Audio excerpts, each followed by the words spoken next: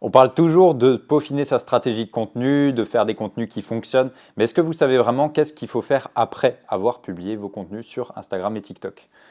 Moi, c'est Daniel, j'accompagne des entreprises avec Sociolide sur leur stratégie commerciale dans le but de les aider à devenir plus visibles et à vendre plus grâce aux réseaux sociaux. Dans cette vidéo, je vais vous expliquer qu'est-ce qu'il faut faire après avoir publié vos contenus sur les réseaux sociaux pour maximiser vos résultats et donc obtenir plus de clients sur le long terme. On va commencer d'abord par plein de choses inutiles que vous faites peut-être sur les réseaux qui donnent la sensation d'être productifs mais finalement qui n'apportent très peu de résultats, voire qui sont contre-productives. Déjà la première chose, regardez vos statistiques régulièrement. On sait tous que ça ne sert pas à grand chose. Ok, c'est gratifiant, surtout quand on a une vidéo qui fonctionne bien. On a envie d'aller voir les stats, on a envie de voir combien de vues on a fait, combien de commentaires on a, mais au final, ce n'est pas forcément très utile. Ça ne vous apportera rien vraiment si vous n'avez pas d'analyse derrière de vos résultats. Ensuite, une grosse erreur que beaucoup d'entreprises font, c'est repartager vos posts en story. Pourquoi c'est une erreur? Tout simplement, les algorithmes des réseaux sociaux sont faits pour montrer à votre audience les contenus qui les intéressent. Si vous publiez une vidéo et qu'elle n'intéresse pas vraiment les gens, même si elle est très bien, si elle n'intéresse pas vraiment les gens, en fait, les algorithmes ne vont pas les mettre en avant. Et donc, ça va, entre guillemets, préserver votre image auprès de votre communauté. Admettons que vous avez l'habitude de poster des contenus qui intéressent beaucoup votre audience. Si à un moment donné, vous publiez une vidéo qui n'intéresse personne et qui risque de vous faire perdre des abonnés, le fait de la repartager en story et donc de vraiment la pousser auprès de vos abonnés peut montrer à certains de vos abonnés que vous ne publiez pas que du contenu qui les intéresse. Vous publiez aussi des choses qui ne les intéressent pas. Et donc, vu que vous poussez ces vidéos qui ne sont normalement pas mises en avant par l'algorithme auprès de votre audience, vous risquez donc de perdre des abonnés fidèles ou perdre carrément des potentiels clients. Donc repartager vos posts en story, ça paraît une bonne idée parce que vous vous dites que vous pouvez toucher plus de monde, gagner en visibilité. C'est comme mettre en fait de l'argent sur des posts sponsorisés, donc prendre un de vos posts que vous avez déjà publié et mettre 10, 20, 30 euros pour gagner plus de vues. Ça semble être une bonne idée, mais en réalité, pour votre entreprise, ce n'est pas forcément une très bonne idée, voire ça peut vous pénaliser. Maintenant, on va donc aborder qu'est-ce que vous devriez faire après avoir publié vos contenus. Déjà, la chose la plus importante, le reste, on s'en fout si vous ne le faites pas, ça, c'est la chose la plus importante. Analysez vos contenus qui fonctionnent. Regardez quel contenu a le mieux performé parmi les dernières choses que vous avez publiées. Attendez bien 2, 3, 4 jours après avoir publié vos posts pour faire une analyse. Ça ne sert à rien d'analyser 10 minutes après vos posts. Laissez quelques jours après avoir publié et regardez donc les résultats de vos posts. Que regardez? Premièrement, le nombre de vues. Si vous avez une vidéo qui a fait beaucoup de vues, c'est que l'algorithme l'a mise en avant et donc qu'elle a touché beaucoup de personnes. Ensuite, quelle est la deuxième chose à regarder la plus importante après le nombre de vues? C'est le nombre de commentaires. Pourquoi? Parce que, en fait, si les gens commentent une vidéo, c'est que les gens ont de l'intérêt dans la vidéo, que les gens ont trouvé quelque chose d'intéressant dans la vidéo. Ils ont peut-être donné leur avis sur le sujet, ils ont peut-être fait une blague, fait commenter par rapport à un détail, une chose que vous avez oublié de préciser, que les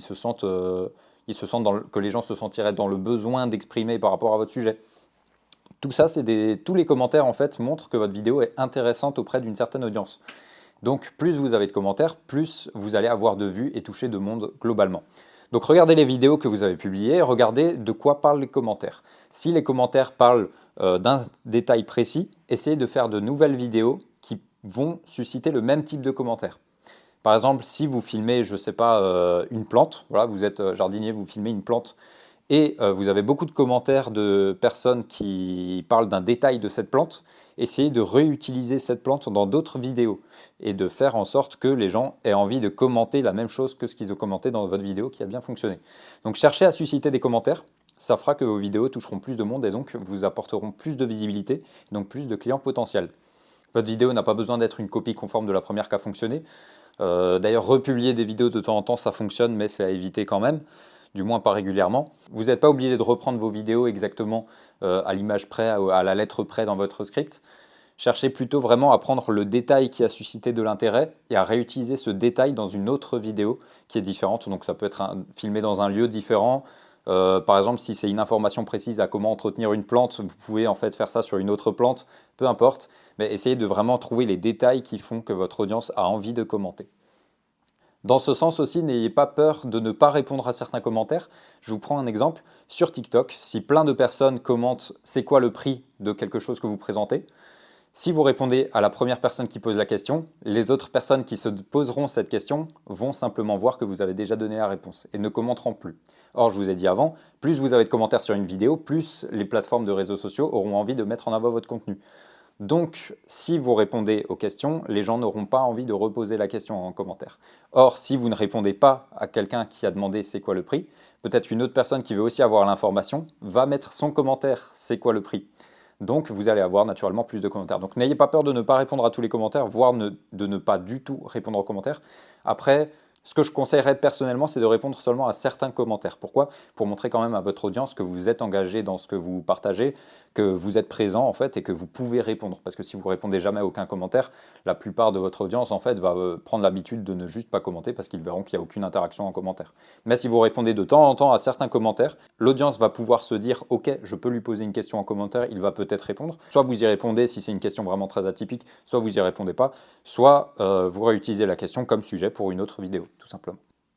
Si vous voulez développer davantage votre stratégie Instagram et TikTok pour toucher plus de monde, être plus efficace sur les réseaux sociaux, on vous propose le guide Instagram minimaliste pour les entrepreneurs efficaces. C'est un e-book gratuit de quelques pages qui vous présente une stratégie claire, efficace et simple à mettre en place pour que vous puissiez développer vos réseaux sociaux Instagram et TikTok pour votre PME sans y passer vos journées. C'est dans le lien en description et je vous dis à la prochaine.